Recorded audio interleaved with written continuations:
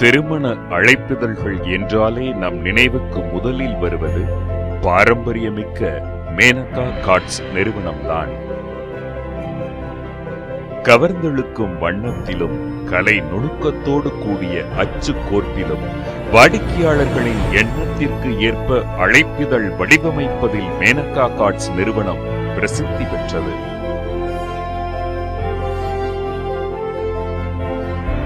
இந்த நிறுவனத்தின் நிறுவனர் திரு சங்கர்லிங்கம் அவர்களின் சொந்த ஊர் திருநெல்வேலி மாவட்டம் சங்கனான்குளம் என்ற கிராமம்.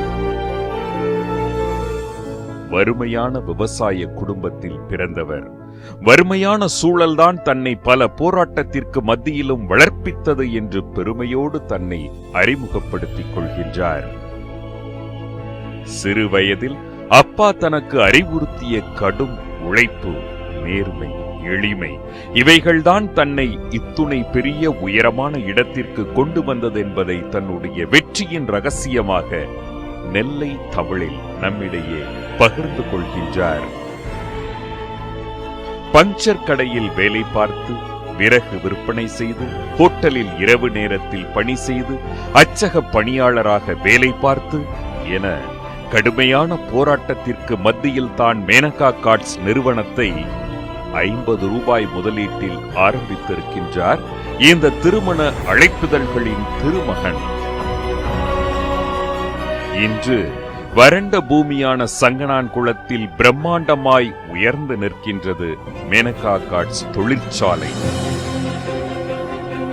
சென்னையில் ஆரம்பித்திருந்தால் லாபம் கூடுதலாக கிடைத்திருக்கும். ஆனால் பிறந்த கிராமத்து மக்களுக்கு வேலை கொடுத்த திருப்தி இருந்திருக்காதென்று கம்பீரமாய் சிரிக்கின்றார் சங்கர்லிங்கம் அவர்கள். நேர்மை இன்று வரை தனக்கு எப்படி கை கொடுத்ததென்பதையும், தொழிலாளர்களை தன்வசப்படுத்திக் கொள்ளும் ரகசியத்தையும், திருமண அழைப்பிதழ்களில் இன்று ஏற்பட்டிருக்கும் மாற்றங்கள் குறித்தும் மனம் விட்டு பேசுகின்றார் இந்த திருமண அழைப்பிதழ்களின் திருமகன்.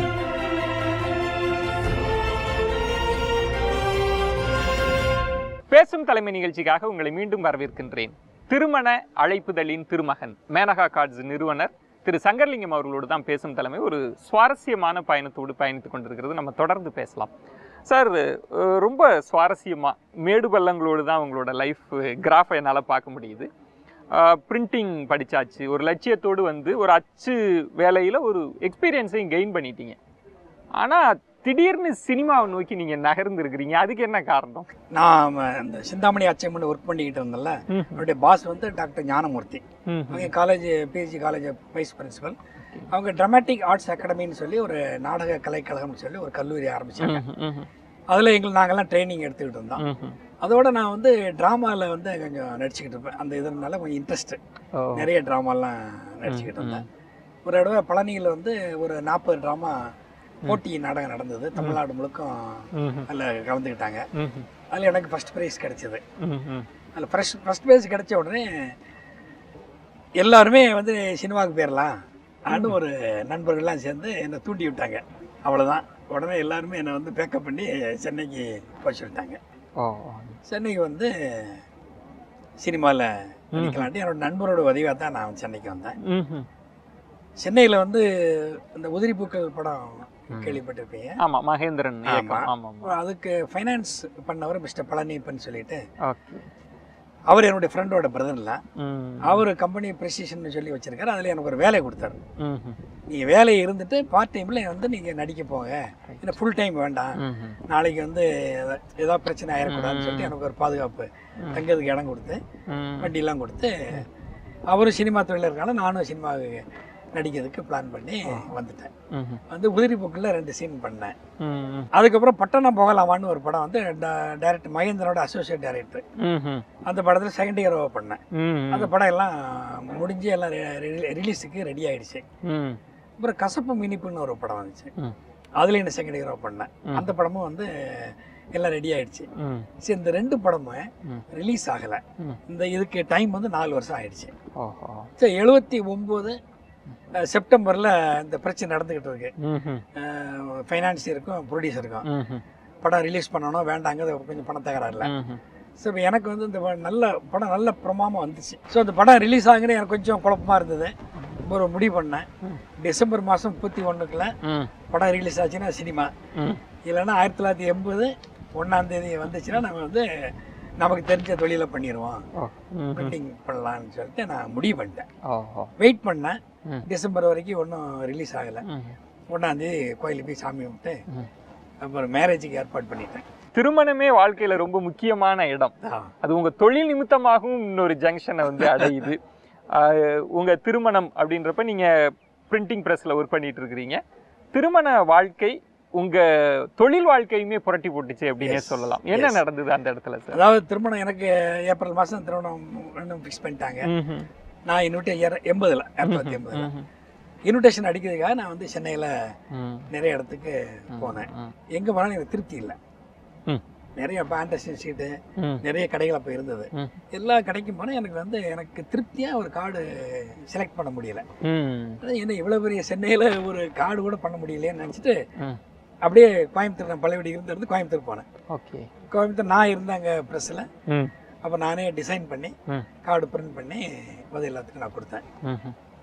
கார்டு கொடுக்கும்போது எல்லாருமே கார்டு ரொம்ப பிரமாதமாக இருக்குது, ரொம்ப நல்லா இருக்குது, ரொம்ப பேஷனாக இருக்குது, ரொம்ப இதாக சொன்னாங்க. ஸோ அப்போ எனக்கு ஒரு மைண்டில் வந்து அப்படியே எனக்கு அப்படி ஒரு சரி இது ஒரு பிஸ்னஸாக தெரியுது, எல்லாம் நல்லா இருக்குங்களா, நம்மளை ஏன் வெட்டிங் கார்டே பண்ணிடக்கூடாது அப்படின்னு அவன் மைண்டில் தோணுச்சு. இதை நோக்கி நீங்கள் நகரணும் அப்படின்றப்ப சார் ஒரு பிஸ்னஸ் இந்த இடத்துல தான் வந்து மேனகா அப்படின்ற ஒரு நிறுவனம் முதல்ல அதனுடைய அஸ்திவாரத்தையே வைக்கிது. இப்போ நான் உங்கள்கிட்ட ஒரு அஸ் அ பிஸ்னஸ் மேனாக கேட்குறேன், நீங்கள் ஏதாவது ஒரு பெரிய திட்டமிடல், இந்த இண்டஸ்ட்ரியை பற்றி நிறைய காம்படிட்டர்லாம் ரொம்ப இல்லை, இதுக்குள்ளே நம்ம வந்துட்டா நீங்கள் அந்த சின்ன வயசில் ஒரு கனவு இருந்ததில்ல, அந்த மாதிரி ஒரு பெரிய இடத்தை அடைய முடியும் அப்படின்லாம் ஒர்க் அவுட் பண்ணீங்களா, இல்லை ஜஸ்ட் ஒரு பிளைண்டாக ஓகே ட்ராவல் பண்ணலாம் அப்படின்னு பண்ணீங்களா சார்? அது நீங்கள் சொன்ன மாதிரி பிளைண்டாக ட்ராவல் பண்ணலாம். நம்ம பிழைக்கிறதுக்கு இதான் வழி, இதை வச்சு தான் பிழைக்க முடியும். இதான் நமக்கு தெரிஞ்ச தொழில். நமக்கு தெரிஞ்ச தொழில் டீப்பாக செய்வோம். ஆனால் நீ இறங்கி நான் செய்தேன். 80 ஜூன் 18 ஆரம்பிச்சது. கல்யாண பத்திரிகைன்றது சாதாரணம் இல்லை, நம்ம தமிழ் குடும்பங்கள் அதுக்குள்ள சென்டிமெண்ட், அதுக்குள்ள அன்பு, அவ்வளவு விஷயங்கள் இருக்கு. நீங்க எல்லாத்தையும் ஒர்க் அவுட் பண்ணீங்களா? அதுக்கு ஏதாவது உங்களுக்கான கால்குலேஷன்ஸ் இருந்ததுங்களா? நிச்சயமா. அதான் அந்த தொழிலை பண்ணும்போது எப்பவுமே எனக்கு எதை பண்ணாலும் ரொம்ப நல்லா பண்ணணும்னு நான் நினைப்பேன். இது தொழில். ஸோ மற்ற இடத்துல நிறைய பிரச்சனைகள் இருக்கு, ஒழுங்கா பண்ணாது. அதாவது என்னன்னா டைமுக்கு டெலிவரி கொடுக்க மாட்டாங்க, குவாலிட்டியை வந்து கரெக்டாக செக் பண்ண மாட்டாங்க, குவான்டிட்டி கரெக்டாக கொடுக்க மாட்டாங்க, ப்ரைஸ் வந்து வேரியேஷன் ஆகிட்டே இருக்கும். இது எல்லாத்தையுமே நான் வந்து கம்ப்ளீட்டாக வந்து அனலைஸ் பண்ணி ஃபிக்ஸடு ப்ரைஸு, எல்லாத்துக்கும் ஒரே மாதிரி ப்ரைஸு, இதுதான் குவாலிட்டி, இதுதான் குவான்டிட்டி சொல்லி அதை வந்து ஃபிக்ஸ் பண்ணி இதை பெர்ஃபெக்டாக கொடுக்கணும். எப்படி பெர்ஃபெக்டாக கொடுக்க, நம்ம இதை வச்சா வாழ்கிறோம். மேரேஜுங்கிறது சாதாரண விஷயம் இல்லை. ஒரு வாழ்க்கையில் மனிதனுக்கு மிக முக்கியமான விஷயம் வந்து மேரேஜ் தான். இந்த திருமணத்துக்கு நம்மளுடைய அழைப்புதல் வந்து இதுதான் சர்டிஃபிகேட். மேரேஜ் ஆகிருக்கு, இதுதான் சர்டிஃபிகேட். ஸோ இதை வந்து நம்ம வந்து அதை ஒரு புனிதமான முறையில் செய்யணும். ஆனால் என்னுடைய மைண்டில் வந்து இதை ஒழுங்காக பண்ணணும். எப்படி ஒழுங்காக பண்ணணும்னா, இப்போ கஸ்டமர் வரும்போது முதல்ல நான் தினம் சாமிகிட்ட கும்பிடுறதே நம்மகிட்ட வர கஸ்டமர் அடிச்சுட்டு போகிறாங்க நல்லா இருக்கணும், கடவுளை வணங்குறது யாருக்குமே தெரியாது. அதை என் மனசுக்குள்ள வந்து இது நல்லா இருக்கும், நம்மகிட்ட அடிச்சவங்க போகிற நல்லா இருக்கும் நினைப்பேன். கல்யாண பத்திரிகை அப்படின்றது ஒரு சாதாரண விஷயம் இல்லை சார். ஒரு பெற்றோர்கள் ஒரு பொண்ணை பெற்றவங்களா இருக்கட்டும், பையனை பெற்றவங்களா இருக்கட்டும், எல்லா கனவுகளையும் அதுக்குள்ளே வச்சு தான் அந்த கல்யாண பத்திரிகையை அடிக்கிறாங்க. ஒரு வாடிக்கையாளராக ஒரு 2 வருஷம் 3 வருஷம் கழிச்சு உங்களை பார்க்குறப்ப ரொம்ப சென்டிமெண்ட்டாக சில விஷயங்கள்லாம் சொல்லியிருக்கலாம். உங்கள் மனசை தொட்ட சில வாடிக்கையாளர்கள், சம்பவங்கள், அதெல்லாம் பற்றி கூட தெரிஞ்சுக்கிறேன். ஒரு சின்ன பிரேக் எடுத்துகிட்டு நான் உங்கள்கிட்ட பேசுகிறேன் சார். சரி. திருமண அழைப்புதலின் திருமகன் மேனகா கார்ட்ஸ் நிறுவனர் திரு சங்கர்லிங்கம் அவர்களோடு தான் பேசிகிட்டு இருக்கிறோம். ஒரு கல்யாண பத்திரிகை அப்படின்றது வந்து தமிழ் குடும்பங்களில் ரொம்ப சாதாரணமான விஷயம் இல்லை. அதுக்குள்ளே நிறைய கனவுகள் இருக்குது, அன்பு இருக்குது, எதிர்காலத்தை பற்றிய திட்டமிடல் இருக்குது, இன்னும் சொல்லணும் அப்படின்னா நிறைய சென்டிமெண்ட்ஸும் இருக்குது. அது பற்றியும் நிறைய விஷயங்கள் சுவாரஸ்யமாக பேசலாம். ஒரு சிறிய விளம்பர இடைவேளைக்கு பிறகு காத்திருங்கள். அவங்க வீட்டை விட்டு வெளியே வந்து அவங்க ஏர்போர்ட்டில் வச்சு எனக்கு ஃபோன் பண்ணாங்க. எங்கே ஃபோன் பண்ணி இந்த மாதிரி கார்டு வந்து கொடுத்தா ரொம்ப நல்லா இருந்துன்னு சொன்னாங்க. ரொம்ப மகிழ்ச்சி, எல்லா கிரெடிட்டும் உங்களுக்கு